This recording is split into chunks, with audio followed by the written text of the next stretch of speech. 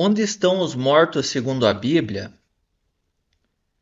É o próprio Jesus quem nos revela, em Lucas 16:19, em suas próprias palavras. Havia um homem rico e vestia-se de púrpura e de linho finíssimo, e vivia todos os dias regalada e esplendidamente. E havia também um certo mendigo chamado Lázaro, que jazia cheio de chagas à porta daquele, e desejava alimentar-se com as migalhas que caíam da mesa do rico.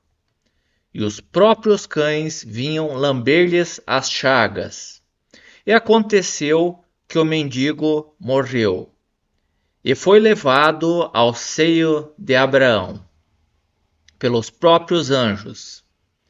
E morreu também o rico, e foi sepultado, e no inferno, abre-se parênteses, que no grego é Hades, ergueu os olhos, estando em tormentos, e viu ao longe Abraão e Lázaro no seu seio.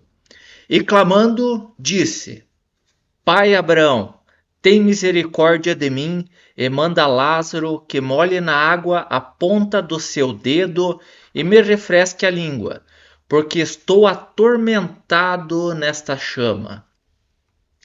Disse, porém, Abraão: Filho, lembra-te de que recebesse os teus bens em tua vida, e Lázaro somente males, e agora este é consolado, e tu atormentado. E além disso, está posto um grande abismo entre nós e vós, de sorte que os que quisessem passar daqui para vós não poderiam, nem tampouco os de lá passar para cá. E disse ele: Rogo-te, pois, ó Pai, que os mande à casa do meu pai, pois tenho 5 irmãos, para que lhes dê testemunho, a fim de que não venham também para esse lugar de tormento. Disse-lhe Abraão: Tem Moisés e os profetas, ouçam-nos. E disse ele: Não, pai Abraão, mas se algum dentre os mortos fosse ter com eles, arrepender-se-iam. Aqui se referindo a Cristo que viria. Porém, Abraão lhe disse: Se não ouvem a Moisés e aos profetas, tampouco acreditarão, ainda que algum dos mortos ressuscitem. E é o que ocorreu com Jesus. Esse local que Jesus menciona não é o purgatório, já que esse não tem qualquer base bíblica, sendo uma mera tradição. É uma doutrina criada por homens, a qual ensina que o sacrifício de Jesus não teria sido suficiente para pagar os pecados de quem crê nele. Logo, é uma doutrina totalmente errada e sem base nas escrituras sagradas, visto que ela contraria todo o texto bíblico. Em resumo, ela ensina que a pessoa que crê em Jesus teria que, após a morte, ficar sendo queimada e purificada, para aí então poder entrar na presença de Deus.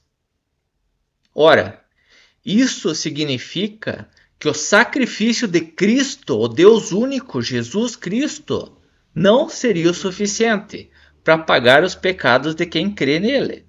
Logo, a pessoa teria parte na sua salvação, o que vai na contramão de toda a Bíblia.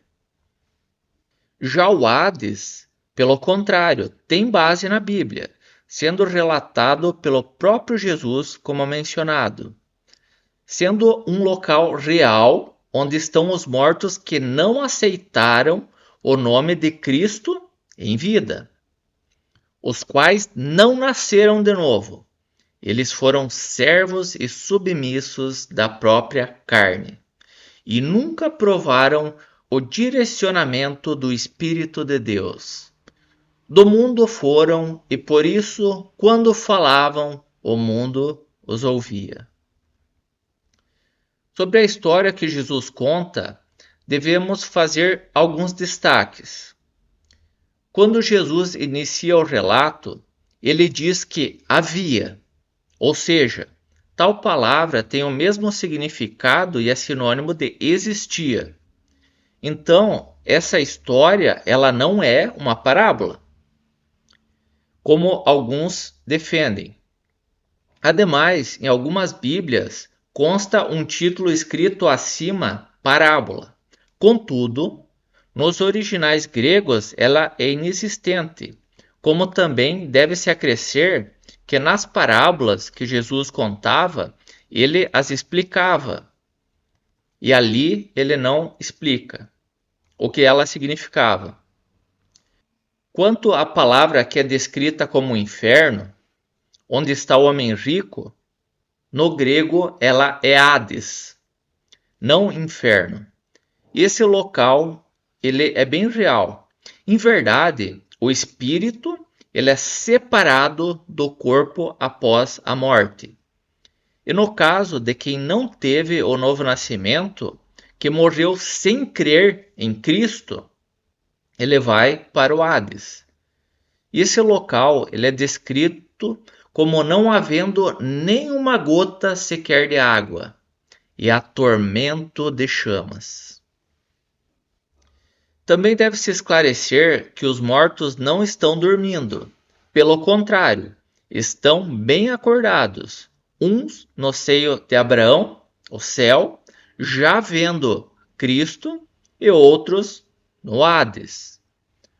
Os mortos em Cristo, quando morrem, se encontram imediatamente com Jesus, como é dito em Lucas 23:39 e 23:41, ao relatar a cena da crucificação de Jesus, como se lê.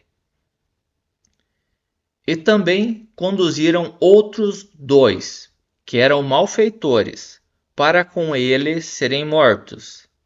E quando chegaram ao lugar chamado A Caveira, ali o crucificaram, e os malfeitores, um à direita e outro à esquerda, e um dos malfeitores que estava pendurados blasfemava dele, dizendo: Se tu é Cristo, salva-te a ti mesmo e a nós.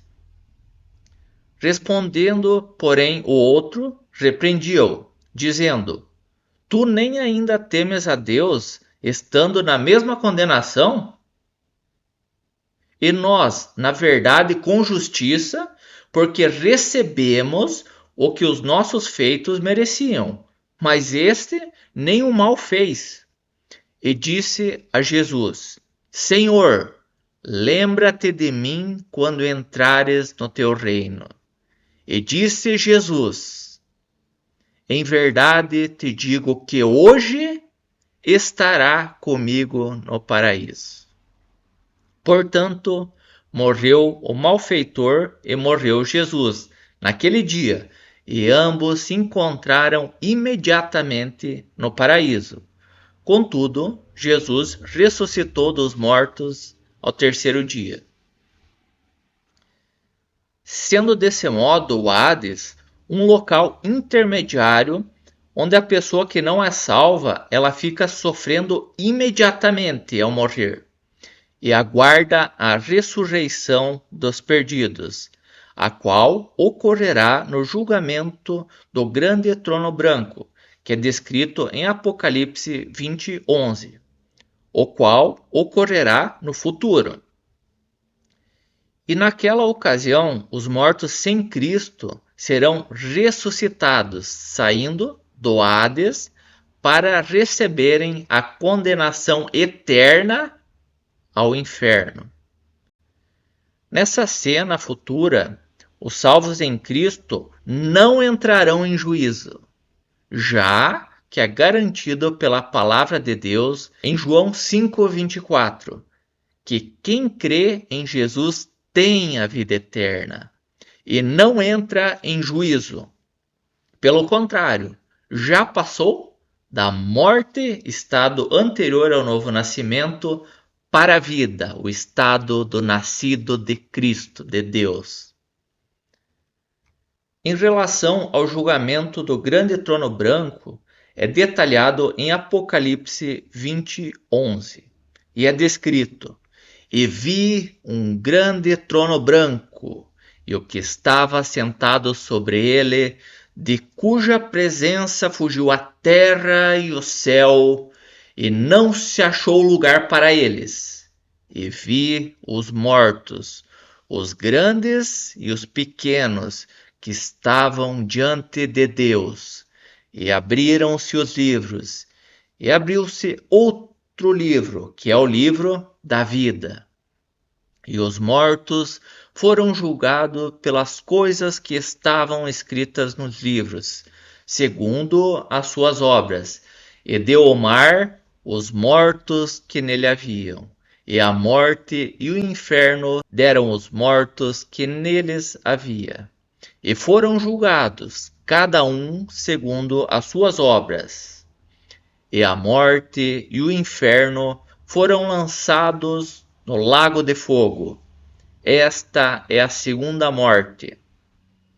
E aquele que não foi achado escrito no livro da vida foi lançado no lago de fogo.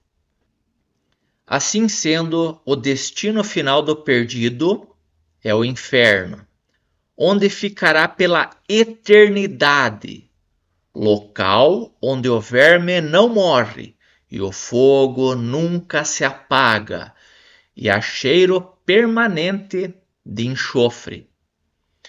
Todos que não nasceram de novo serão lançados nesse local para sempre.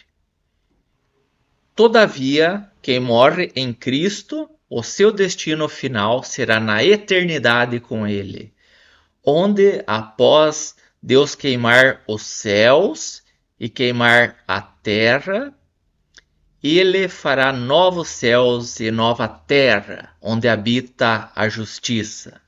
E os salvos terão morada no tabernáculo de Deus para com os homens. A nova Jerusalém, a cidade santa, pois com eles Deus habitará, e eles serão o seu povo, e o mesmo Deus estará com eles e será o seu Deus, sendo que os salvos terão um novo corpo glorificado, como foi o de Jesus ao ressuscitar. E Deus limpará dos seus olhos toda lágrima, e não haverá mais morte, e nem pranto, nem clamor, nem dor, pois as primeiras coisas serão passadas, e Cristo fará novas todas as coisas, e ali nunca mais haverá maldição contra alguém, e nela estará o trono de Deus e do Cordeiro. E os seus servos o servirão. E nessa cidade não existe templo, porque o seu templo é o Senhor Deus Todo-Poderoso e o Cordeiro. E ela não necessita de sol e nem de lua, para que nela resplandeçam, porque a glória de Deus a tem iluminado, e o Cordeiro é a sua lâmpada. E as nações dos salvos andarão à luz, e os reis da terra trarão para ela a sua glória e honra.